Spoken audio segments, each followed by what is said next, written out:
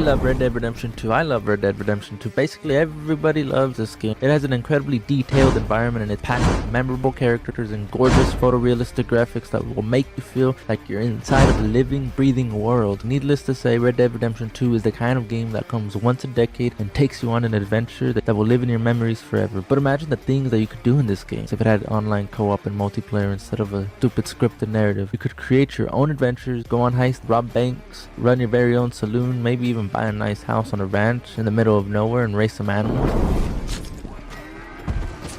The possibilities here are endless. But once you're done fiddling with the character creator and get into the gameplay, it turns out to be completely hollow. Where are the PvP gang battles, bank and train robberies, saloons with hot meals and a bath? Wait, it doesn't even have gambling? And by the time your brain has come to terms with the disappointing reality of Red Dead Online, some dude from the neighboring county blows your head off with a dynamite bow and arrow and vanishes into the woods, much like your interest in this game. You see, Red Dead Online didn't die, it was murdered. None other than Rockstar Games. And in this video, I'm going to be showing you how exactly they decided to murder this game, alright? So get ready, get your popcorn ready. I know it's a little bit the process. Let's start with the beta phase of the game, which launched on November 27, 2018. Red Dead Online had a somewhat engaging but incomplete storyline with just 9 missions, random free roam events, and a couple of stranger missions, which were pretty awful, honestly. Who the fuck wants to do those pieces of crap missions? Anyways, there was also hunting and fishing players who wanted to take in the nature and roam the beautiful countryside while admiring the wildlife. But here's the problem, alright?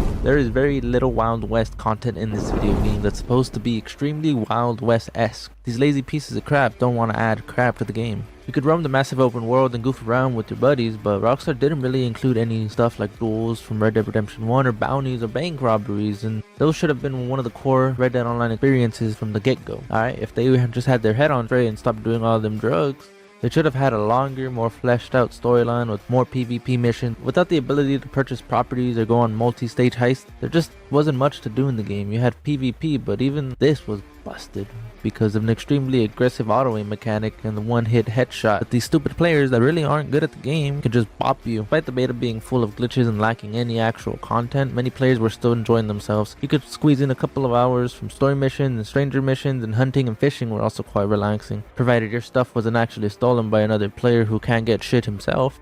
That happened a lot, causing many players to rage quit after getting their wagon destroyed by seemingly friendly group of strangers. The real issue here, however, was the economy. In December 2018, Rockstar released a patch after listening to the community's feedback for once in their entire life. Popular items that were overpriced, like the Mauser pistol, saw a price cut by up to 40%. Rewards for stranger missions were also buffed up a little bit to provide a little bit more cash and go with the players who didn't have all the time in the world to be playing this game. But the game was still lacking a lot of fun activities and felt mostly empty. This economy fix was just a band-aid patch, when in reality Red Dead Online needed an extensive overhaul. That's what it needs. Big update came in September 2019, and it was called Frontier Pursuits. It was the biggest content release that Red Dead Online ever had received until this point. Lazy pieces of crap, I'm telling you. The game now had 3 existing new roles: the bounty hunter, the collector, and the trader, each focusing on different aspects of Red Dead Online's gameplay and providing unique perks to players. Roles also had their own leveling system that rewarded you with new abilities and cosmetics, while also adding new ways to make some cash. They're still lazy at this point. A whole damn year? Come on, Rockstar. Less than 2 months after Frontier Pursuits, Red Dead Redemption 2 was released on PC, adding millions of new fans and new Red Dead Online players. So you'd expect Rockstar to try even harder and stop being lazy for once and release content that fans had been asking for since the beta phase, right? But we got a new update in the form of Moonshiner. In December, this was a new role in which you made and sold moonshine. It was also a way to kind of own your own house and property. It also added a story with some fun missions, but that was about it, really. They went back to hibernation, I guess, whatever you want to call it. In July 2020, Red Dead Online players began the clown movement, wearing clown costumes to protest Rockstar's lack of communication with the fans. Rockstar, in typical fashion, they didn't respond. They didn't actually give a crap. It was all over social media nevertheless. Another update was released towards the end of July 2020. This was the Naturalist update. It added the Naturalist role along with the new garments and some legendary animals. Basically, you ran around killing innocent animals just to collect a couple of blood samples for some nerdy woman with some weird ass hair. Jesus, Rockstar, you are incredible at this point. In October 2020, we got the Halloween Pass, and in December, the Bounty Hunters update. The patch was extremely controversial despite adding a couple of good content. First off, daily challenges were heavily nerfed, so you got 50% less money. Streaks would now reset after 28 days. On the positive side, Rockstar added a new legendary bounty hunter mission. We had 10 new progression rings, and they also added new horses and weapon variants for the Lament